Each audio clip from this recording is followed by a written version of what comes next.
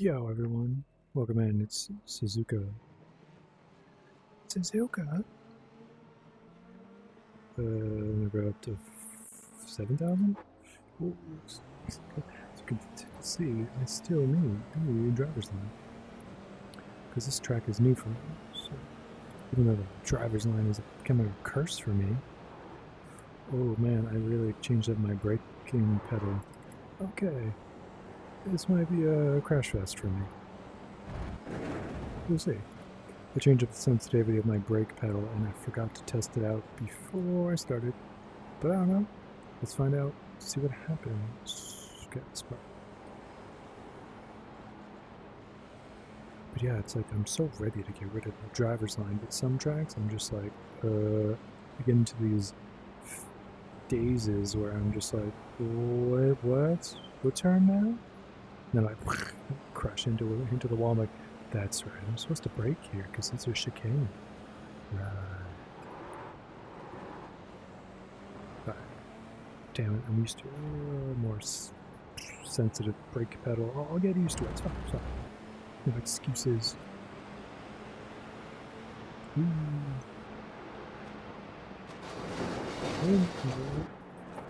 I didn't really hit him. You know. I'm fine. He hit me. Too wide. And where is my spotter voice? I haven't heard him in a moment. He's just like gone now. Oh shit.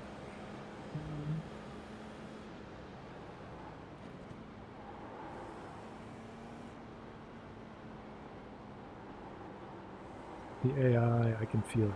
The AI is upset with me. They're just like, how dare you? How dare you run into me? Oh shit, he's still on my side. Maybe I can make him overtake it. Reckless driving and 11th place, huh?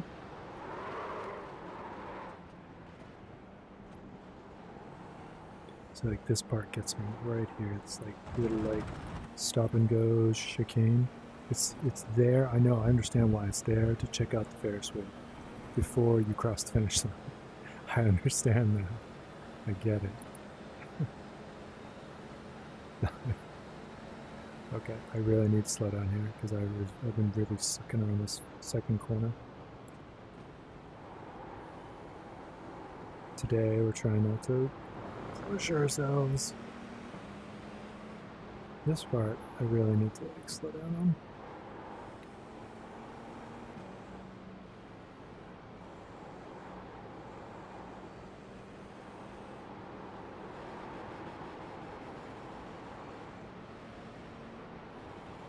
But you guys, we can go so much faster around this area.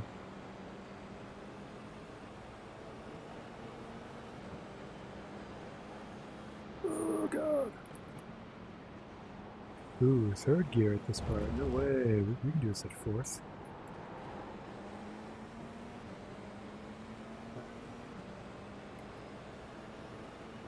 Anyways, yesterday was yesterday I was doing like supposed to do Iran's Park Circuit, and I totally like crashed out a bunch of times, and I just didn't record it because I'm just like, don't even feel like racing today. I'm just exhausted from a full 2 days of real life stuff, and I had my new pet sitter show up yesterday. That was a nice experience. My black cat, Bree, she was actually very friendly. Even friendlier when we decided to bring out treats, you know? Natsu, my white cat, he is just like, no way. He did not come out of hiding. And it's totally understandable. They haven't seen anybody show up besides like a apartment worker to come in and like fix something for like 2 seconds in like 3 years. So to like have like 2 cat ladies come in and be like extremely talkative, that was probably a very scary experience, because for me too, I'm like, holy shit, they talk a lot, you know? But they were extremely kind. It was nice to meet them all. The woman who's going to be watching after my cats, she's older. She's about like 65. But the lady who runs the pet service like showed up too. She's just like, hi. Okay, how's it going? And so and she has a lot of, I think she showed up because she has a lot of connection with the area that I am living in. I'm right next to a kind of like a horse stables where they ride the horses like around and past my apartment outdoor alleyway area like every day. So it's like I get to see like horses there every day if I catch them. But she used to stable her horses there. And she, I also mentioned she also like kind of like a hike at a trail that I walk to every day, which I did today, which was really cool. But yeah, the pet sitters were like really, really cool. You know, like the older lady, we kind of got into a conversation where she was just really like heated and really needed to vent how she felt, and it was about like the younger generation and also owning a home. And she was just like, and why am I being freaking talked down to or ridiculed against because I own a home when I was the age of these younger generations yelling at me for owning a home. I had to work my butt off, and houses are cheaper then. It's not my fault that houses are so freaking expensive. And it's just like she really got into it. And before I could speak, because I was going to be like, well, that whole story that you've been told, it's a capitalistic narrative. I mean, like, it's there to basically like make you feel guilty for owning a home so that you leave it and give it to the next generation, because the banks and realtors want to spike that property up to the extreme amounts that they all are, so that the next generation can come in and buy it and be a working citizen to feed money into our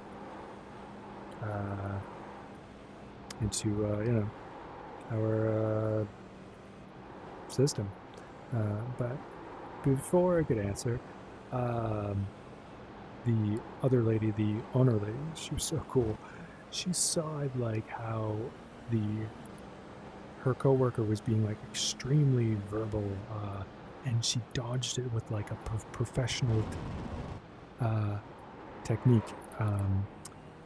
If you see people like getting into a very like heated argument, or somebody's just being overwhelming, you switch the conversation to something about food.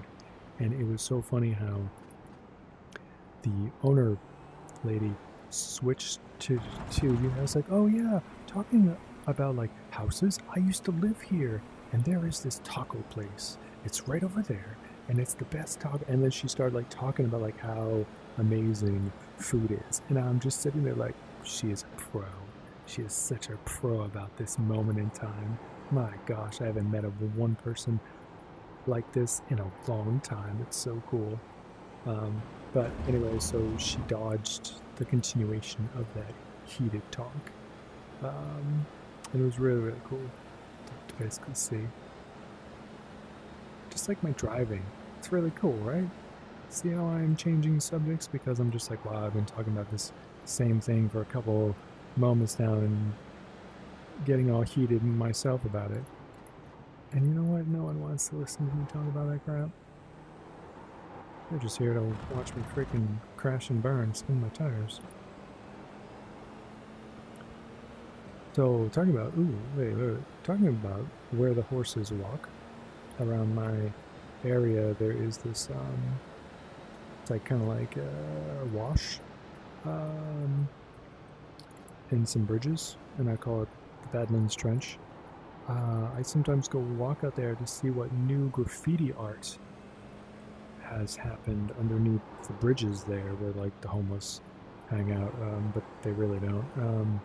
But it's known for that. Anyways, there's this new art up by this artist called like Token, as in like marijuana token, not the actual author JR token.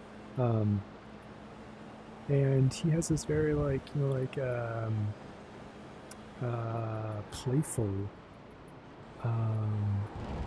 graffiti art where it's very like kind of like bulbous and round and colorful versus like sometimes how like graffiti art can be like scratchy and kind of unlegible, but he has these like, or he or hers has these like very like bulby or kind of bubbly-ish writing and colors, you know, like big greens and blues and stuff.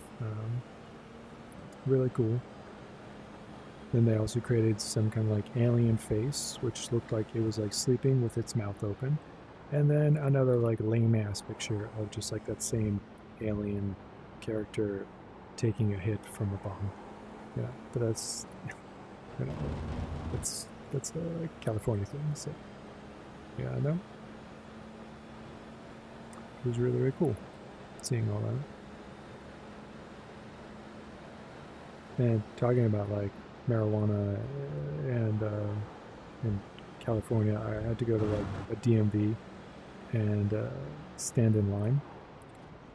And man, that line stunk like a marijuana dispensary. And I was just standing there in line like, you gotta be kidding me. Everybody in this line reeks of it. And it was, I was just like, it's gotten that crazy, huh? And then after a few moments, it was like almost like sickening, you know? See you later. See you later, crazy driver. But you know, I went like nose blind to it after a few moments. But still, man, even people in like the DMV and freaking SoCal here, man, they're still rude. Rude to all the people working. And like, there's only like 2 ladies in this 2 giant lines full of like people. And there's one for walk-ins and there's one for like appointments, but both of them weren't moving and both of them were equally, you know, like, and it's like the appointment line, which I was in, the older crowd were just like very entitled. They were just like, I set up an appointment and I did it online and I did it early. I shouldn't be waiting. You know, like, I am not, you know, but there's the staff, there's only 2 people to like handle like 50 people standing there. So I completely understood why we were standing in a long ass line, but I was really hoping for people to be a little bit more nicer when the whole line was freaking high, you know? I guess everybody's like immune to it or something. Or they just need a larger dosage of freaking weed to make themselves happier. Talking about what's not happy is me and my driving. Man, what position am I in? 10th. And at least I haven't like crashed out yet, you know? I'm totally just like talking and not really like paying attention. Nope.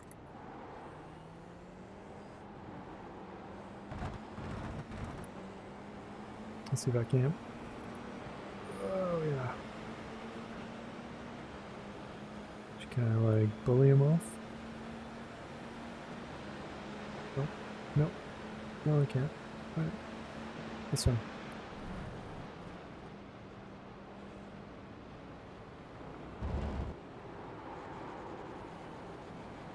Damn it. Yep, see me and trying to be all creative here. This is what gets me in trouble. I'm trying to like pass, but I can't. I was actually driving MX-5 with my brother at nighttime. That's been extremely fun. That's been getting back into like a slower car, which I really need to help like get me back to like the basics, because I'm just such a sloppy driver on this vehicle.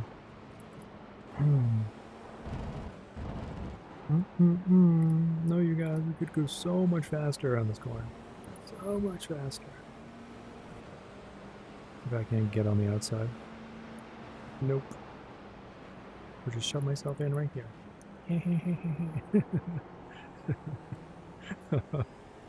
Totally cutting those two off. Get out of my way. I'm the selfish driver. You're just AI.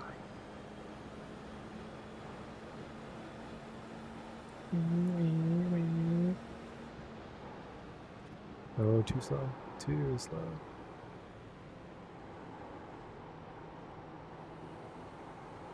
We're talking about AI today. AI today on Hassan Piker's start of his stream today, and he was talking about how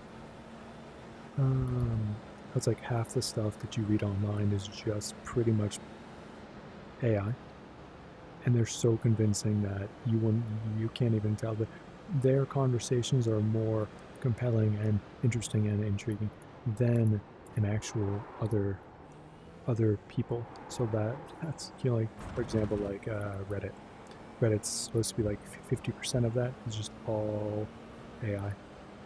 And like that's a lot of fake bullshit. My God, including like viewership count. It goes back to that whole. I think I've mentioned this. I read a book on Second Life, which was a video game, and it was like kind of a big MMO game where people can like create whatever they want, and so including the like for business, because it would like generate in-game money, and which would be you can actually transfer it into like real world money. So corporations would start, because wherever the most people gathered, you could watch that on the world map. And so to generate people to get to your storefront or your casino or your dance place to go spend your laden dollars, it's called like a lawn sharing, where they would pay users to sit at the front of their place to make it look like a lot of people are there. And that's exactly what they do for streamers. It's like a streamer technique where they will buy, you know, like 10,000 sitters on other PCs someplace else to basically like sit in chat to like put you at, you know, like the leader spot within the streaming service. It's just like, for example, if you have a lot of people on Twitch, they'll put you up on the what is that called, like the front page, and so then if you're on like the front page, people are like, oh, there's a lot of people watching this stream, or maybe I should go check it out too. And so that's what lawn sharing does, and I'm surprised to see it in streaming, which is probably a super old thing, because lawn sharing in Second Life was actually like from 2004. So, you know, it's just me behind at times not really realizing it, you know, because there's other people's streams that I'm in, and they've got like, you know, like 12,000 viewers, but it's like their chat is like slow poke, you know, like only the same 8 people talk, and I'm just like, these are paid freaking viewers here. But you know, I think it's, and you really can't get mad at them, because I think it's just a acceptable technique. You know, if you want to be a streamer and get ahead, spend money to make money, the most like basic, you know, hyper capitalistic way of going. Oh, almost crashed in the back of Dale Earnhardt Jr. Hey man, you can't beat me, Dale, because I don't like you. Because I don't like, get out of my way. Get out of my way, Billy Christian. Yeah, this is between Earnhardt and I. Go back to your NASCAR land.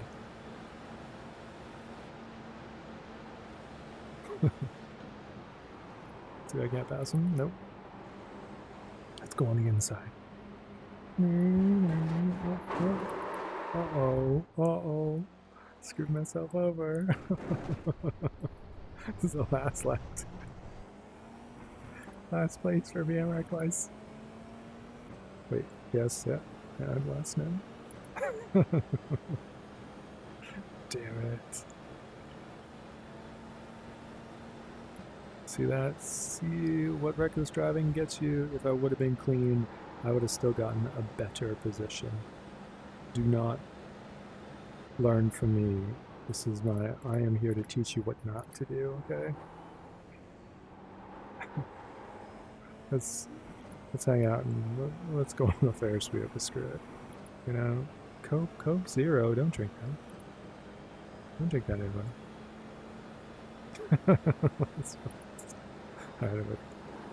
Alrighty. That was fun.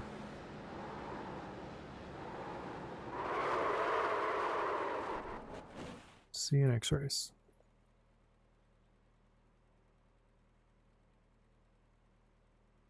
I guess. Nope. Nope. See, that didn't turn anything off. Just hang out, be together, and look at the crowd like a bunch of weirdos. They're not moving. They're not real. Did you know that?